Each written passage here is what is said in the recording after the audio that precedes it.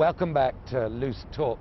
This week we're in New York City, just a day or two after Mitt Romney turned up to lick his wounds and indeed replenish his campaign war chest, having been humiliated, appearing in third place in the two Deep South states of Alabama and Mississippi. Of course, Romney remains very far ahead of his nearest rival, Rick Santorum, in terms of the all-important delegate count, and shows few signs of being vulnerable on that measure. But the fact that he's been outspending Santorum by 10 to 1 and is still losing consistently does raise the question, can money defeat grassroots if Santorum's grassroots keep delivering these kinds of results?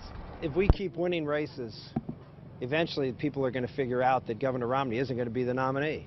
And when you keep getting outspent 7, 8, 9, 10 to 1 and you win races, it has to tell you there's something fundamentally right with what we're doing and the message we're delivering, and there's something fundamentally flawed about the candidate that we're running against. This week, Governor Romney stopped off here in New York to replenish his war chest at a fundraising event at the Waldorf Astoria in Midtown Manhattan, and was greeted by the usual Occupy Wall Street protesters seeking to remind people of his Mr. 1% status and of his past as a senior corporate raider at the private equity group Bain Capital. We are trying to highlight Mitt's record on taxes and jobs, which is abysmal. And his tenure at Bain Capital is kind of all you need to look at to understand his plans for our economy, which would be devastating. But no matter how much money he raises and no matter how big he maintains this cash advantage over his rivals, if he fails to win the all-important state of Illinois next Tuesday, where his poll lead is very, very thin over Rick Santorum, then the campaign could really begin to look shaky. Meanwhile, a victorious Rick Santorum, who just keeps coming back from the dead, he's been written off many times, is trying to consolidate the conservative vote behind him. In other words, trying to nudge Newt Gingrich out of the race. We will compete everywhere. The time is now for conservatives to pull together. The time is now to make sure that we have the best chance to win this election. And the best chance to win this election is to nominate a conservative to go up against Barack Obama, who can take him on every issue. Given that Santorum has only about half the number of delegates as Romney, and given that many of the remaining primaries allocate delegates proportionately as opposed to on a winner-takes-all basis, there's almost no scenario mathematically where Santorum can catch up with Romney. So his great hope is that Romney is such a damaged frontrunner that this has to go to a brokered convention in August. Then, of course, there's Newt Gingrich, who's finding it increasingly difficult on the campaign stump to disguise his disappointment, not just with the Republican electorate, but also with the media and with his rivals. Indeed, he said this week that he didn't believe either the media or his rivals could comprehend the large ideas, the big ideas that only he was bringing to the Republican race.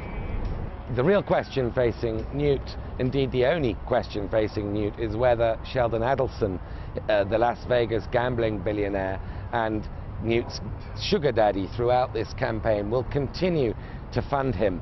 Rumors have it that Sheldon Adelson has written his last check, and if that's true, then Newt Gingrich's campaign could come to a halt pretty soon. And of course, Rick Santorum would then be in position to consolidate the conservative vote behind him, all of which would be very bad news for Mitt Romney. Because one of the things tonight proved is that the elite media's effort to convince the nation that Mitt Romney is inevitable just collapsed. The fact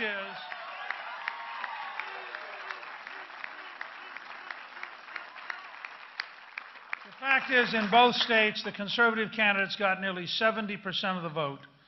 And if you're the front runner, if you're the front runner and you keep coming in third, you're not much of a front runner. This week, in our odd moment of the week, we look at March Madness, which could, of course, be a description of the GOP race right now, and indeed might well turn into April Madness and May Madness, but in fact is the name given to the annual college basketball competition, on which Barack Obama dropped in earlier in the week with David Cameron, the UK Prime Minister, his British counterpart. So popular are the March Madness games that productivity goes down as people bunk off work early to watch them. And of course it was no coincidence that Barack Obama chose to watch a game in Ohio, which is bound to be a very important, if not the most important, swing state in November. And indeed had been the primary state just a week earlier that Mitt Romney had barely eked out a victory over Rick Santorum. Prime Minister Cameron, talk to me. This is your first time being at Very first time at a basketball game. What do you make of the experience so far? I'm enjoying it. It's fast. It's pretty fast and furious. It's hard to follow sometimes exactly who's done what wrong. Was our president helping you follow the game? He was giving me some tips. He's going to help me fill out my bracket. So.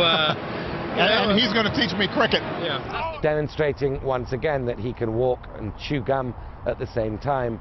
Barack Obama not only hit all the right buttons in a key swing state, but also showed that he's the one hobnobbing with America's big allies on the world stage. We will see you next week on Loose Talk in Illinois.